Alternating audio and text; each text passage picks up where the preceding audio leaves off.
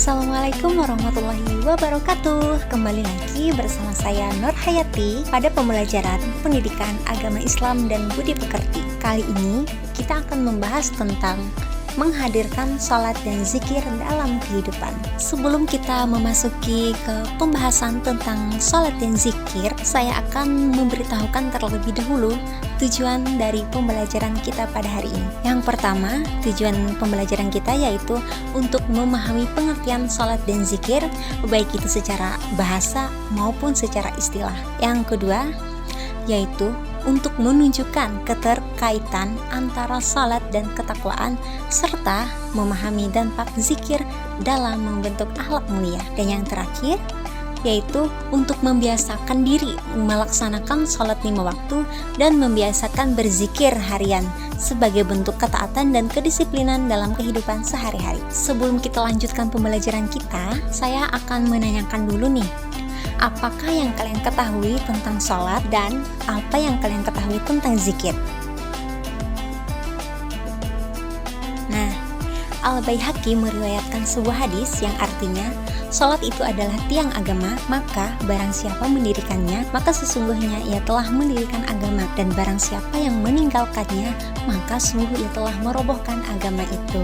Baiklah, saya akan lanjutkan kepada pembahasan kita pada kali ini, yaitu tentang makna sholat dan zikir. Yang pertama kita bahas terlebih dahulu yaitu makna sholat. Secara bahasa, sholat ini berarti berdoa atau cara berdoa untuk meminta permohonan kepada Allah Subhanahu wa Ta'ala. Sedangkan menurut istilah, sholat itu adalah ibadah yang meliputi ucapan dan peragaan tubuh yang khusus. Yang pertama kita mulai dengan takbiratul ihram dan tentunya kita akhiri dengan salam. Sholat tadi kan sudah kita bahas bahwa sholat itu merupakan tiang agama. Selain sebagai tiang agama, sholat itu juga berfungsi untuk memberikan makna terhadap kehidupan di luar sholat. Apabila kita selalu mengingat Allah Subhanahu wa Ta'ala dengan selalu menjaga sholat, maka kita akan mendapatkan ketentraman hati. Sholat juga mendorong kita untuk berpikir bersih dan selalu berada di jalan yang benar.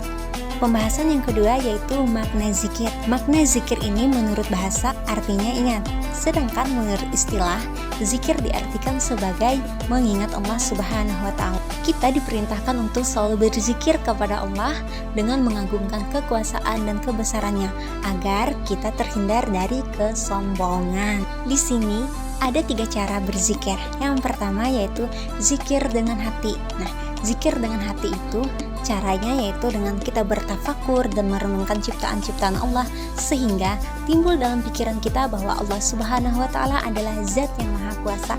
Yang kedua yaitu zikir dengan ucapan. Nah, zikir dengan ucapan ini meliputi pengucapan lafal-lafal yang di dalamnya itu terdapat keagungan nama Allah.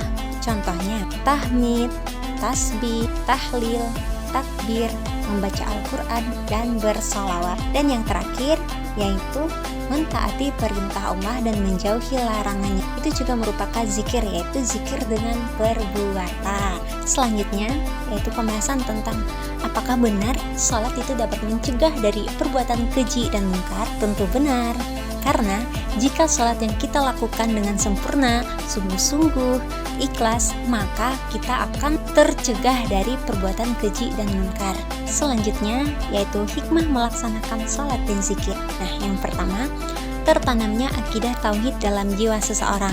Yang kedua, kita akan mendapatkan kedamaian, keamanan, dan keselamatan dari Allah Subhanahu wa Ta'ala. Yang ketiga, memperkuat jiwa seseorang dalam hubungan dengan Allah Subhanahu wa Ta'ala. Yang keempat yaitu memperoleh ketenangan jiwa dan menjauhkan diri dari kelalaian, serta melatih hidup disiplin dan taat aturan, baik itu peraturan kerja maupun peraturan dalam kehidupan lainnya. Yang kelima, untuk membiasakan seseorang pada perbuatan atau perkataan yang baik dan bermanfaat. Dan yang terakhir yaitu untuk menumbuhkan akhlak mulia seperti amanah, jujur, dan upaya untuk menjauhkan diri dari perbuatan keji dan munkar.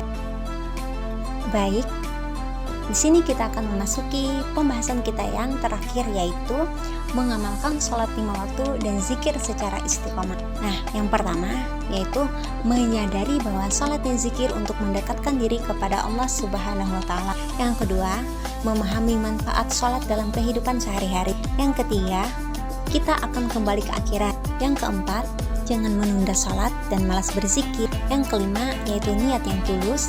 Yang keenam, lakukan sholat berjamaah. Yang ketujuh, berteman dengan orang yang rajin sholat. Dan yang kedelapan atau yang terakhir, yaitu kita banyak-banyak membaca buku keislaman. Nah, itu tadi pembahasan kita pada pertemuan kali ini, yaitu tentang menghadirkan sholat dan zikir dalam kehidupan. Lanjut ke tahap selanjutnya, yaitu kesimpulan. Nah, kesimpulan dari pembelajaran kita pada kali ini yaitu sholat dan zikir itu merupakan ibadah penting yang mendekatkan kita kepada Allah Subhanahu wa Ta'ala. Sholat bukan hanya kewajiban, tetapi juga cara menjaga hati dan perilaku agar terhindar dari dosa. Kemudian zikir. Zikir bisa dilakukan kapan saja dan dapat membantu kita agar selalu ingat kepada Allah Subhanahu wa Ta'ala. Melalui sholat dan zikir, kita bisa memperoleh ketenangan, memperkuat keimanan, serta membentuk akhlak yang baik.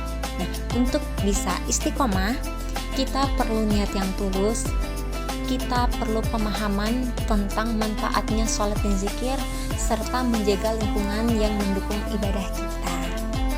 Sampai di sini pertemuan kita pada kali ini. Saya cukupkan.